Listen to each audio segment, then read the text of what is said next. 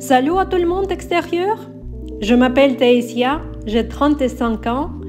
Comme vous voyez, je fais mon bon café et aussi, je vis dans la plus belle ville dans tout le monde, Kyiv. Comme peut-être vous savez, il y a 2 ans, quand les troupes russes ont envahi à mon pays. Il y a 2 ans, quand nous, les Ukrainiens, combattons pas seulement pour notre pays, pour notre terre, mais aussi, et ce qui est le plus important, pour notre histoire véritable, qui fait une partie de notre avenir. Moi, j'étais toujours admirateur de l'Ukraine, et mon cœur va appartenir à Kyiv pour l'éternité. J'avais de la chance à y naître et j'habite au centre de notre capitale. Comme je moque, j'habite à Kyiv du Xe siècle et je n'ai pas de l'envie à partir. Je ne suis pas une historienne, je travaille et j'ai toujours travaillé au domaine de la communication intérieure et extérieure, surtout avec les institutions publiques. Mais moi, je voudrais partager l'histoire de ma ville, de mon pays. Et pourquoi en français? Parce que j'adore cette langue.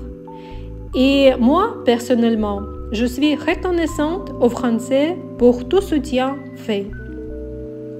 Alors, aujourd'hui, je démarre la série consacrée à l'histoire de la plus belle cathédrale emblématique de ma ville.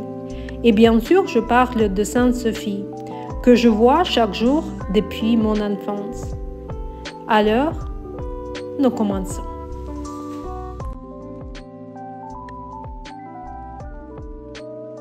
De ma fenêtre, vous voyez la cathédrale rénovée au XIXe siècle. La contribution inestimable a été faite par un autre personnage, terni par la propagande russe.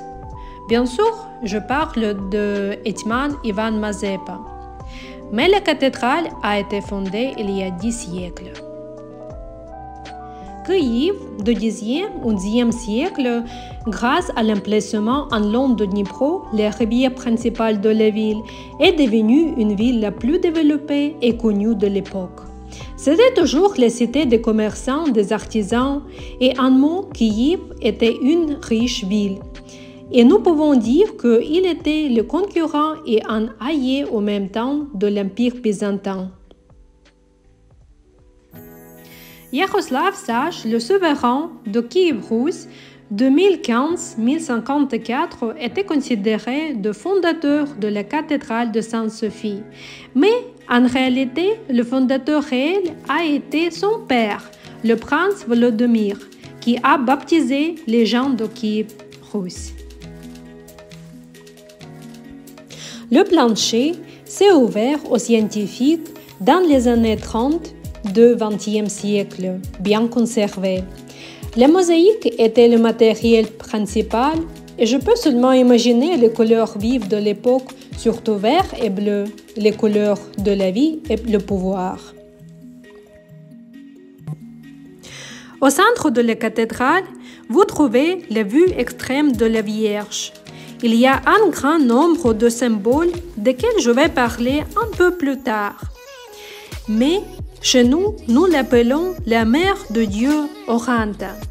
Selon la légende et l'inscription autour, Kyiv va exister jusqu'à Oranta existe. Et selon moi, il y a déjà plus que 10 siècles, elle protège notre pays. Aussi, sur les murs, il y a les témoins de l'époque, les graffitis. Ces inscriptions n'ont pas été les actes de vandalisme, mais les notes qui parlent des événements historiques.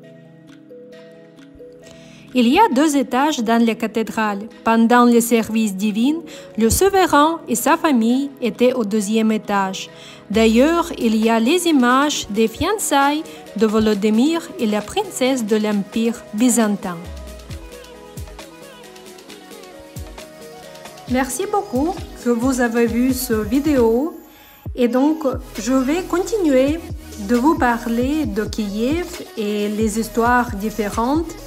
Et donc je vous laisse de regarder un peu le 2e étage de la cathédrale de Sainte-Sophie.